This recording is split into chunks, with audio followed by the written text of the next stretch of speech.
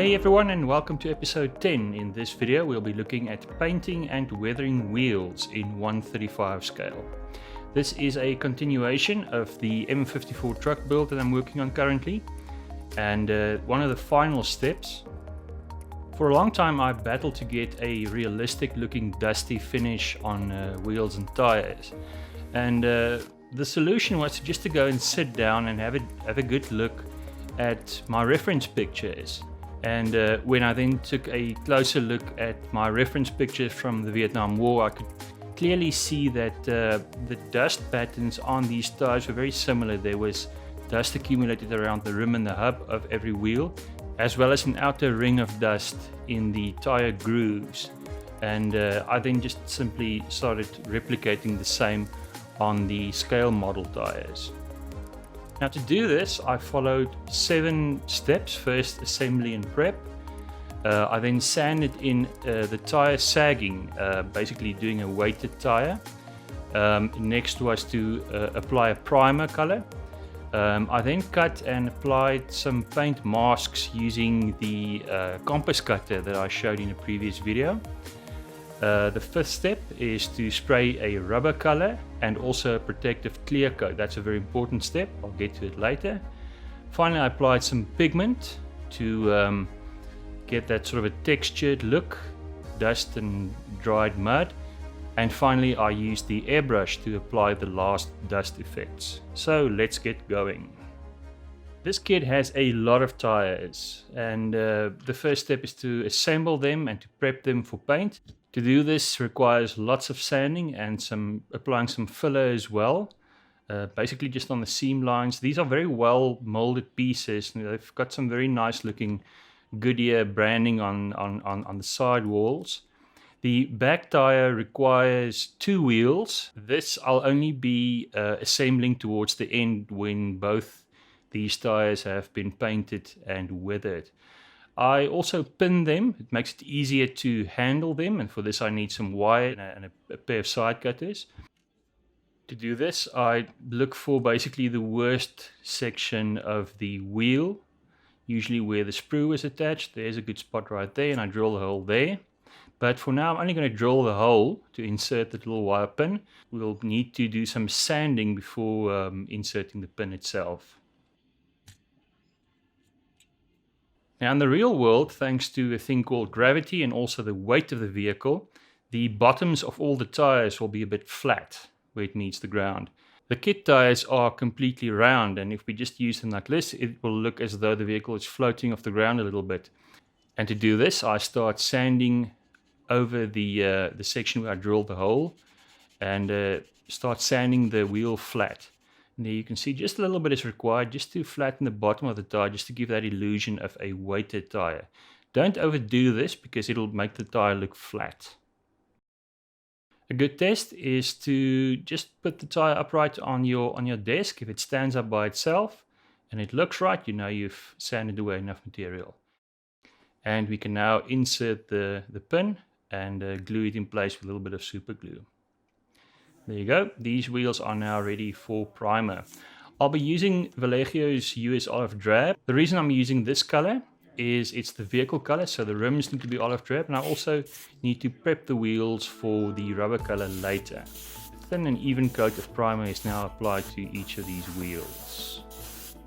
Once this is dry, we're ready for the next color.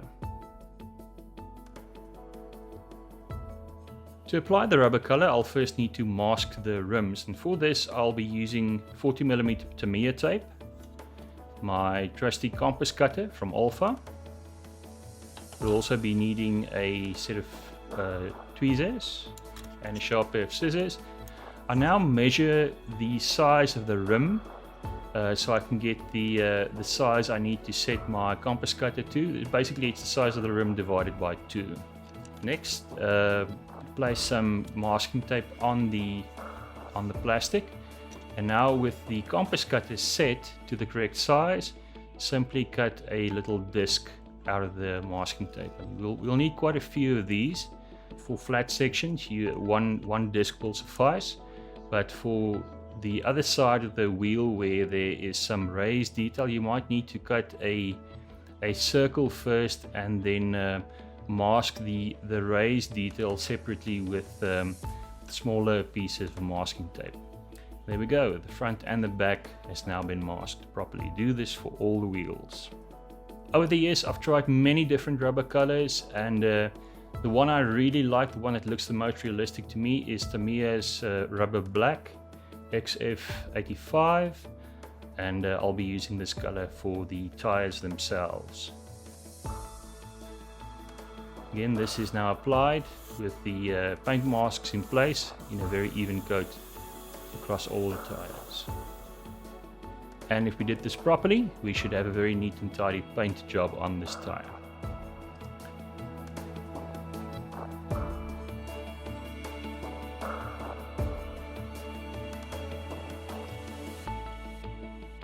It's also very easy where there was little bits of overspray, just to correct that by brush. The next step is very important. Make sure you coat the painted tires with a very durable clear coat. This is essential to protect the paint in the next step that we'll be following. Next up is pigment. I'll be using Vietnam Earth pigment from Ammo Mig, and I'll be mixing that with some pigment binder from Vallejo. Mix some of the powder, it's a very thin powder, with a few drops of the pigment. You want to mix up a smooth paste, and again, cover your workspace, because the pigment will go everywhere. Anything it touches, it will stain. And once it's properly mixed, more or less to that consistency, it is ready to go onto the wheel.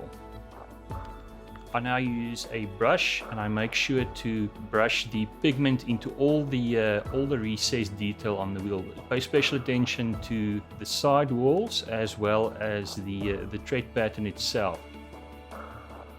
Pay special attention to the recessed detail on the edges. You can rather apply too much of the stuff and just remove it later. And there we go, that's the finished result.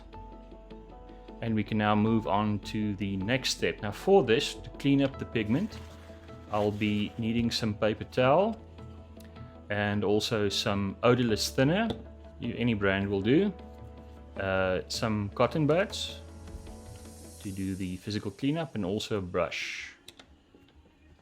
I now use the paper towel and start rubbing the surface of the tire, making sure just to remove the topmost pigment that I applied earlier. I want to leave the dried pigment in the recessed tire treads. To clean up the sidewall, apply a little bit of odorless thinner to the sides of the wheel. And when you do this, remember that there was only a ring of dust on the outer section of the tire sidewall, so we only want to clean up the rubber on the inside closest to the rim. And this can be done with smooth strokes from the center rim outwards.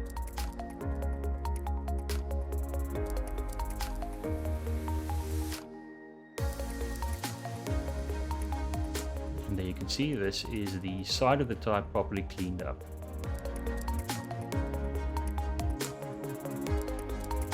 And once this is done, we can now assemble the back tires, the two tires, and the center hub section. Now, to do the dust effect on the side, I needed to find paint that was more or less the same color as the pigment.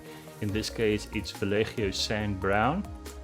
Now, keeping the reference picture in mind, this is now sprayed very carefully around the outer edges of the rim. And you can rather apply this gradually in different passes, taking care to leave that clean section of rubber in the middle of the outer wall. And there you go, this is the painted back tire.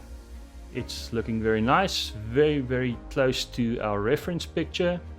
And once it's on the truck, it certainly makes a whole world of difference. I'm certainly pleased with these results. Here you go, guys. This is a list of all the products that I've used. They should be available at your closest hobby store. And if you're curious to see the rest of the build, you can follow me on Instagram. I'm nearly at the end of the truck build itself. There's plenty more to do. This is a very large diorama with a lot of elements. So if you're curious, follow me on Instagram. I'll be posting my progress there.